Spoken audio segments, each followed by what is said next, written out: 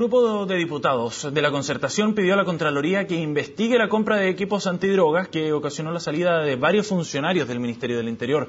Vamos a conversar de este tema. Para eso nos acompaña el diputado Marcelo Schilling, jefe de la bancada del Partido Socialista. Diputado, gracias por estar con nosotros. No, gracias a usted, Sebastián. Bienvenido para hablar de este tema que ha significado un pequeño terremoto para el gobierno, un terremoto político, y que ahora adquiere este nuevo ribete con esta ofensiva de parte de la oposición para que la Contraloría interceda. ¿Por qué la Contraloría tendría que intervenir?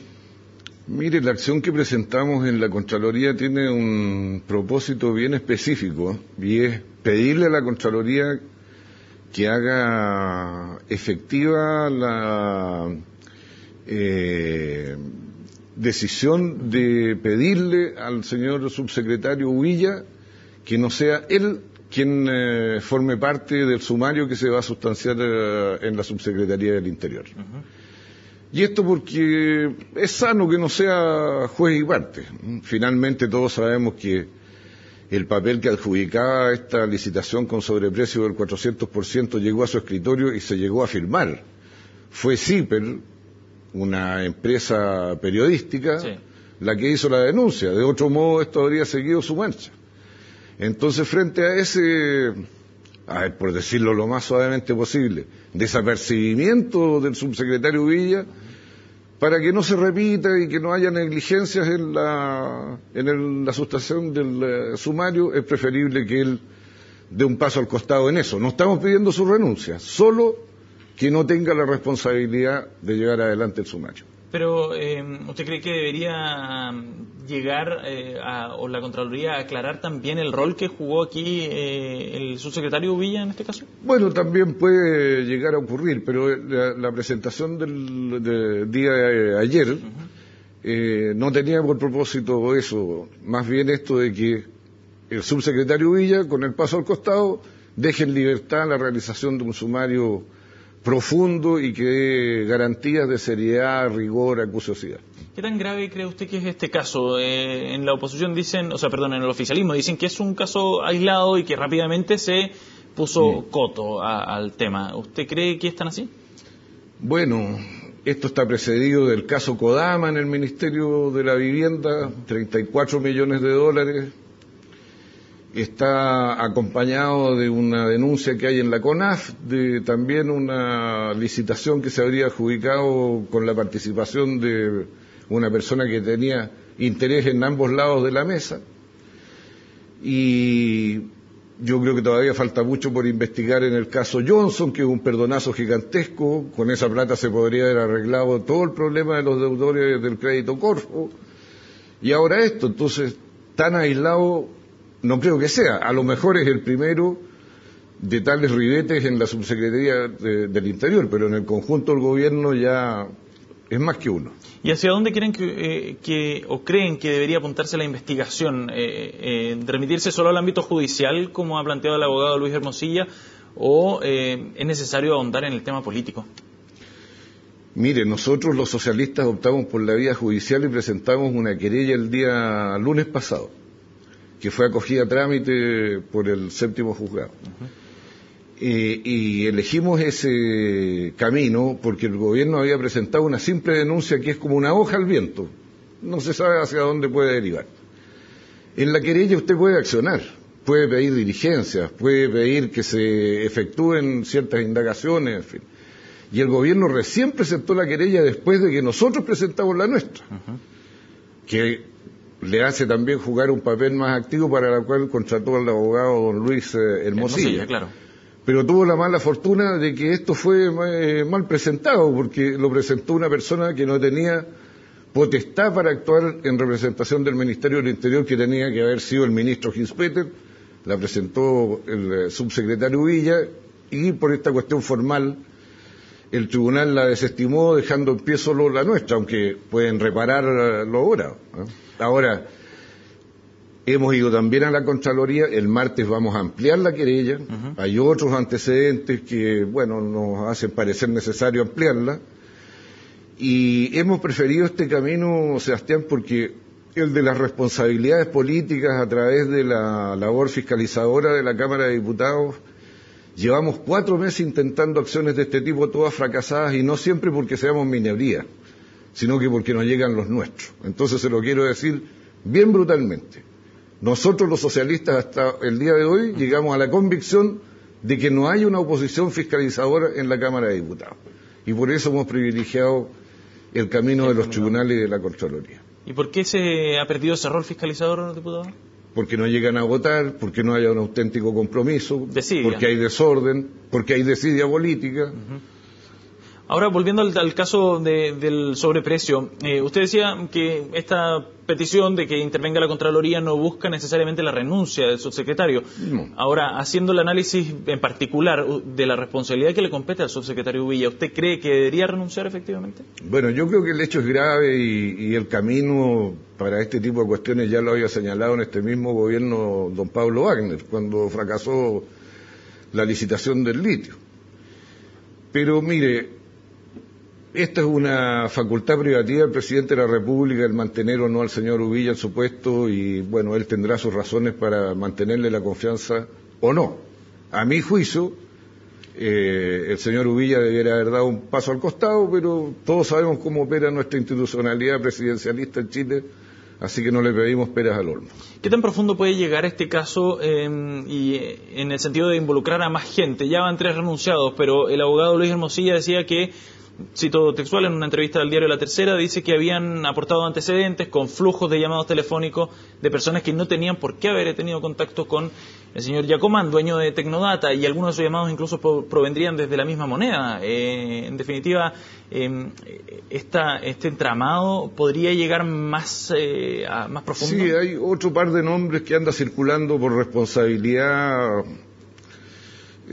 Preferiría no darlo porque yo no soy quien ni para andar perdonando a nadie ni para andar culpando a nadie. ¿Pero son de la moneda? Sí, trabajan en la Subsecretaría del Interior y son gente ligada a la derecha. ¿Gente de confianza del ministro del Interior?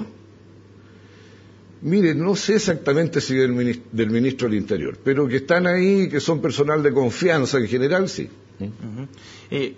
Le repito la pregunta, ¿debería ir hasta las últimas raíces, en el fondo, lo más profundo de este caso? Eso es lo que nos ha ofrecido el abogado Hermosilla, y yo no tengo por qué dudar de su palabra, espero que la cumpla.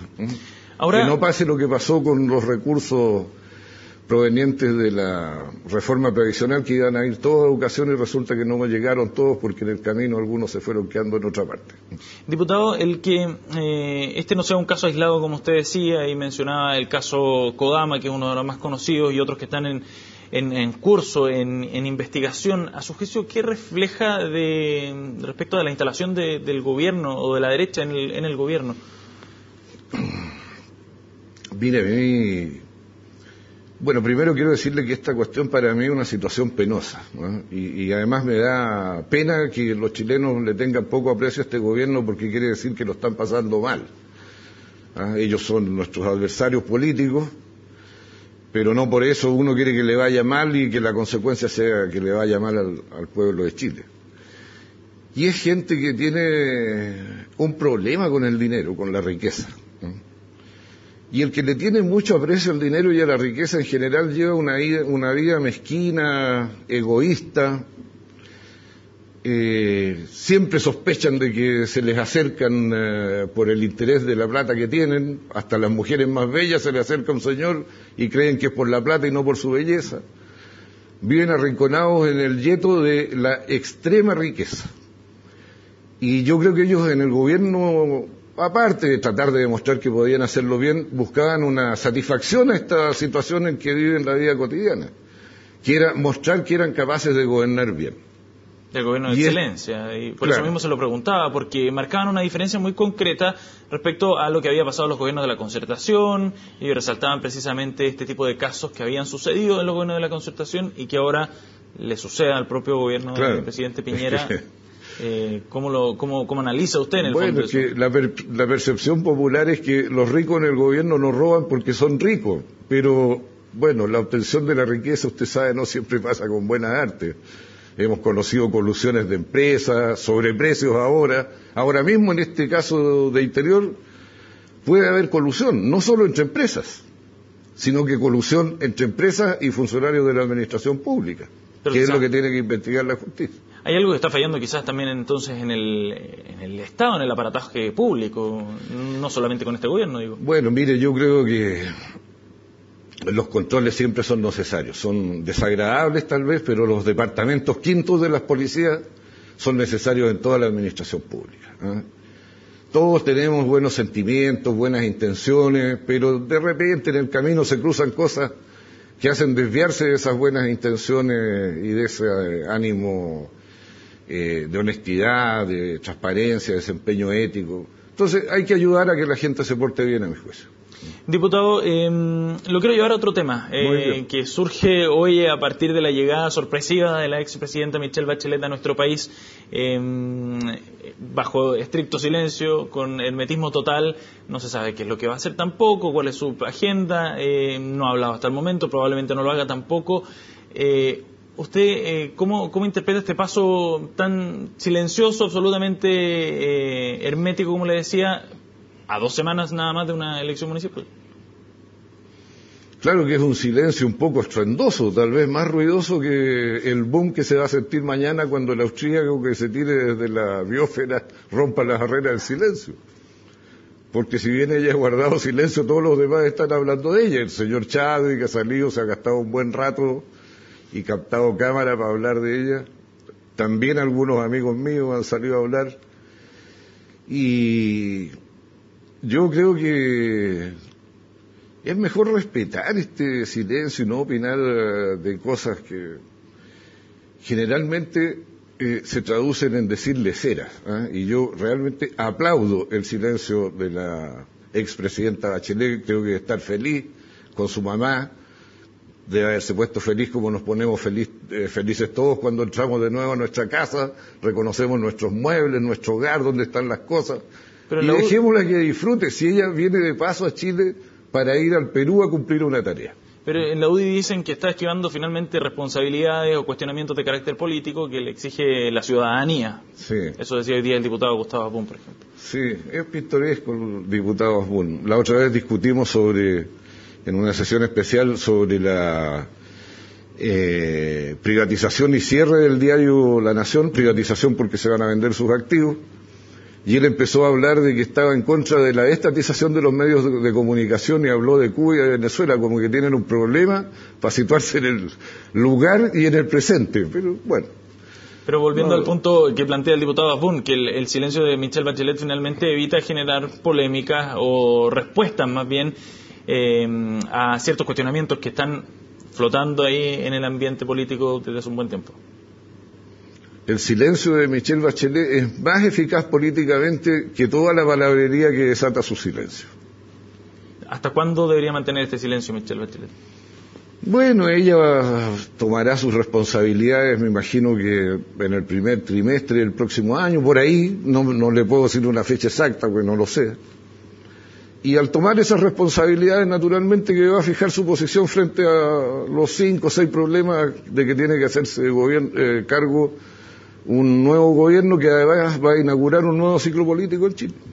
¿Y ese ciclo político favorece la opción de Michelle Bachelet? Sin ninguna duda, porque los temas que está demandando Chile, cambio de la Constitución y del sistema político, en especial el electoral, reforma tributaria para hacer 2 o 3 reformas sociales muy importantes, como la de la educación, la salud. Pero si es tan favorable, hay que revisar las pensiones. Si es tan favorable el escenario, ¿por qué las no leyes laborales, hablar ahora o comentar, digamos, en el fondo el momento político? Porque yo creo que no es necesario. La gente sabe que ella tiene una sintonía con sus preocupaciones por lo que ha sido su propia trayectoria, y además una trayectoria muy comprometida. Yo no entiendo cómo alguna gente duda de que ella le va a fallar al pueblo de Chile. No le va a fallar. Mire, después del golpe de Estado, Michelle Bachelet se dedicó a reorganizar el Partido Socialista. Esa era una actividad con un compromiso casi lindante con la locura. ¿Usted se imagina lo que es reorganizar en la ilegalidad un partido cuando está siendo perseguido para ser eliminado de raíz? Ella fue candidata a concejal por Las Condes, donde nosotros tenemos 0 posibilidades, y aceptó el reto militante, aceptó el desafío de ser presidenta. ¿Y va a aceptar este reto ahora entonces? Yo tengo la convicción de que sí. por lo que es su trayectoria. Diputado Chile, muchas gracias por haber venido a CNN Chile para analizar estos temas. Gracias a usted, Sebastián. Y después de esta entrevista los dejamos con una breve pausa. De inmediato estamos de vuelta con más programación aquí en CNN Chile.